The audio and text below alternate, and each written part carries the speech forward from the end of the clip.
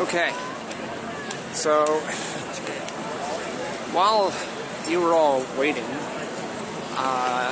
the folks that said that they were going to go get more delegates to bring them back to the boathouse decided they were just going to go back to the boathouse after their friends came back. In the meantime, I listened to the police chat with a few people nearby and spent, I don't know, however long that was, trying to get a signal again so that I can talk to you guys, because it's really boring just recording the video to upload later. The important part about this is the interaction, but honestly, you guys also need to be able to see it too, so the quality of this... There at the big room, sharing their experience inside, if you guys want to join and listen. We're also currently in contact with delegates in California who are trying to make their way here.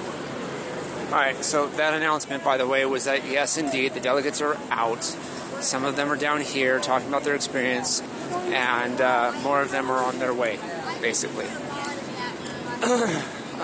Still have a number of people walking through here, all covered up with masks and handkerchiefs over their faces. There's no good reason for that, and I wish they would stop. If they try to tell me that it's got something to do with, oh, just in case there's tear gas, that's bullshit, because the tear gas, it will affect every part of their body, their skin, their eyes, their nose, and all that, whether they've got a handkerchief over their face or not. And that whole soak it in vinegar and all that doesn't really do anything either. It just causes the tear gas crystals to, to melt and then spread even worse. So I see a group down here. I'm heading over to it. I'm assuming that's where the delegates are. It would look like the gate that we were originally waiting by is not where they were released, but they were released much further down around the corner and had to make their way here. Which, considering they haven't been to most of these protests, I can see how it might take them a while to find their way, especially if they're made to walk the whole thing. I see Rochelle here. She's talking to a few people, but I'm going to keep on moving to try to get into the fray.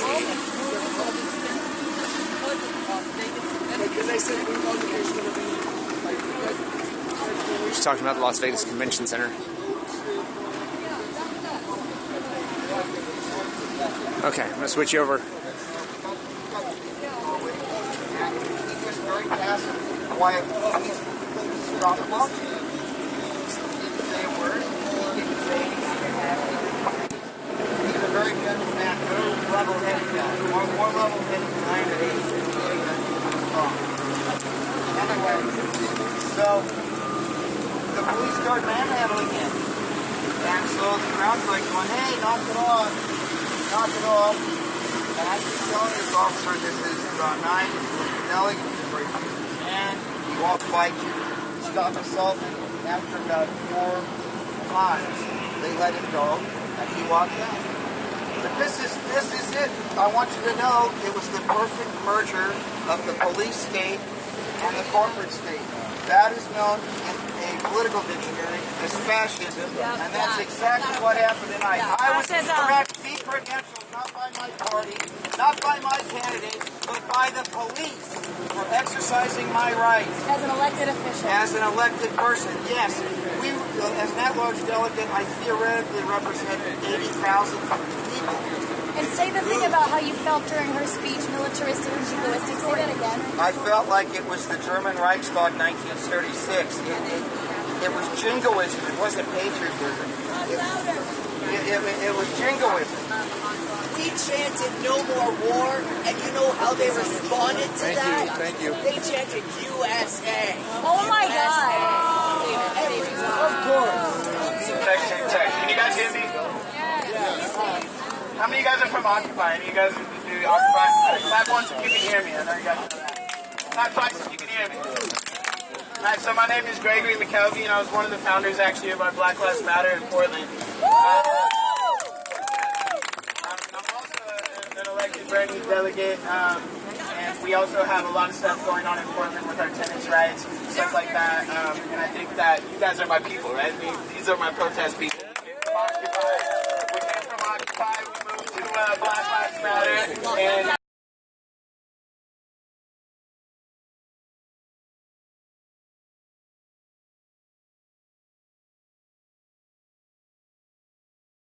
about our experience of what we had going on there. We are elected delegates, and a lot of us ran on the platform of Bernie or Bust, okay? Right. And a lot of us ran saying that we're going to come here, saying that we're going to fight as hard as we can to not only have Bernie win the nomination, but that we're also going to fight as hard as we can for a progressive platform for this corrupt party, right? Right. I think a lot of us after this week, a lot of us after this week have a lot less hope in this party than we had before, right? And I just want to say how much we appreciate. We were inside the whole time, and we're going through emotional abuse, physical abuse for a whole week. I just want to say how grateful we are that we had our people outside. That we had our people outside fighting out here as hard as we were fighting inside.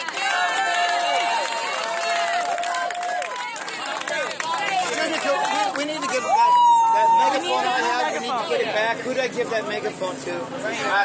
Okay, one more thing I want to say. Thanks. I want to say that this revolution is going to continue way longer than Bernie Sanders, all right? So don't be discouraged. We didn't win this nomination, but you can tell by the demographics of our voting that these people are dying out, right? The protesters that you see inside, the actions that you see inside, this is taking over our country now, okay? And I want to tell you from Portland, Oregon to Philadelphia, I'll give off the megaphone, but from Portland, Oregon to Philadelphia, we are so grateful that our people were out here fighting as harder than we were fighting outside. And we're going to stand together with you guys in solidarity throughout this revolution. Thank you guys. What's your name? My name is Gregory McKelvey from Portland, Oregon, founder of Don't Shoot PDX, and Portland Students United and Socialist Alternative Branch of Portland, Oregon.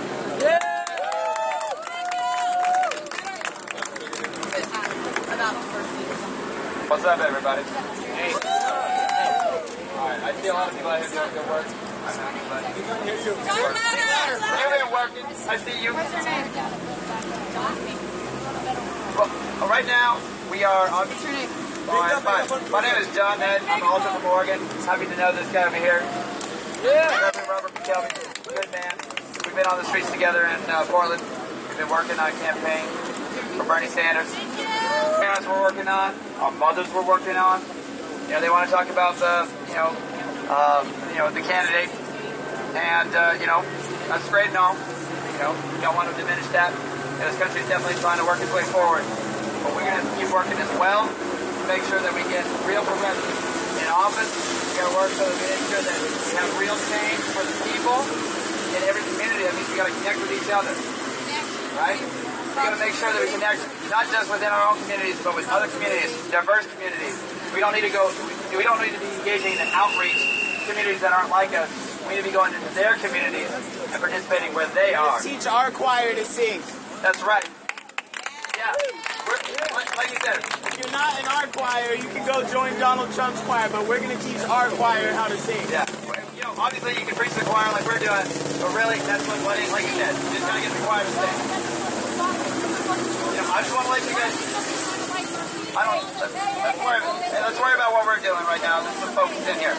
I just want to say real quick, as much frustration as we had, as many people as were rude to us, I do want to say that there were those folks, those Hillary supporters who did actually treat us well, and I want to give them respect, but also, I definitely want to give respect to all of those Bernie supporters who put themselves through the time they were inside, and we're standing up for everybody.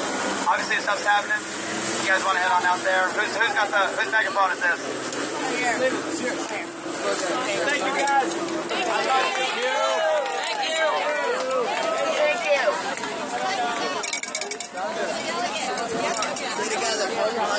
Okay, there's something that's happening. He's talking about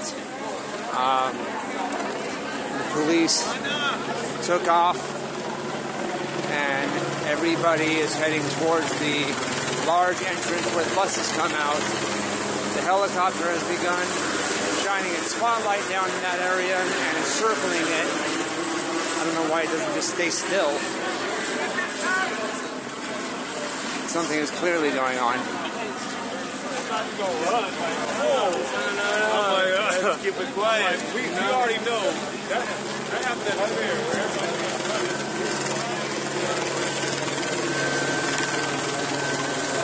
There are 2 police vans with their lights on that have come up to the barricade area. It makes people nervous.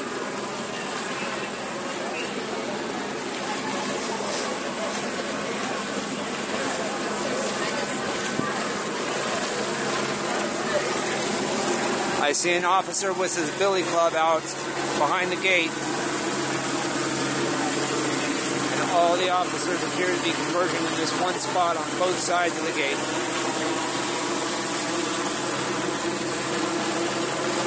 I don't know if you can see it, but the officer on the left in this shot is holding his billy club out.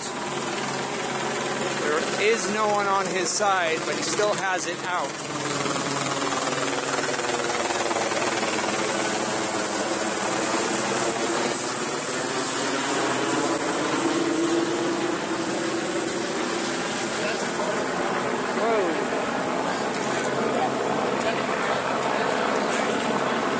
There are officers on the opposite side of the fence with helmets on. And billy clubs out as well. It really seems like they're preparing for a riot. So I don't see cops' natural right here.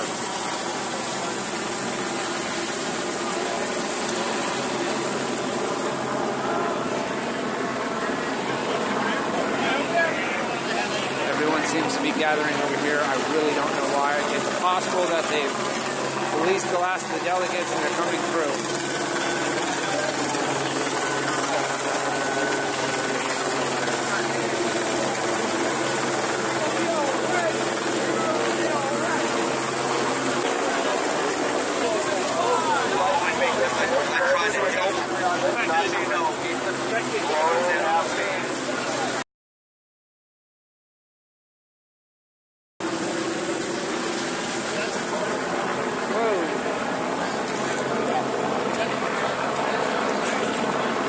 There are officers on the opposite side of the fence with helmets on. And billy clubs out as well. It really seems like they're preparing for a riot. So I don't see cops' natural right here.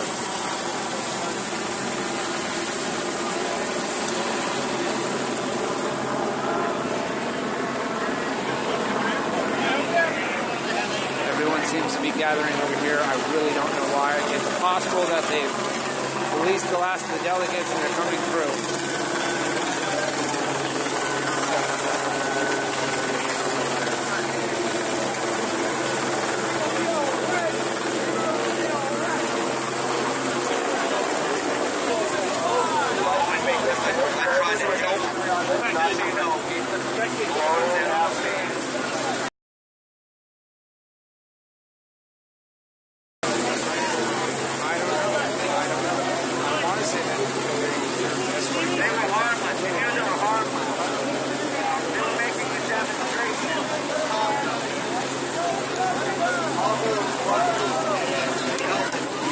It would seem like somebody's been arrested. I don't think these are delegates. I hear people say that they were just making a demonstration. I don't know what it was.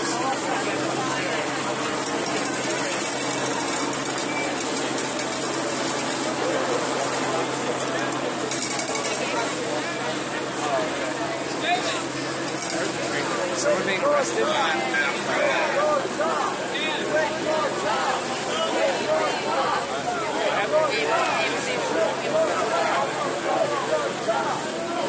I can't get over there. The police are busy arresting people between us. I'm sorry.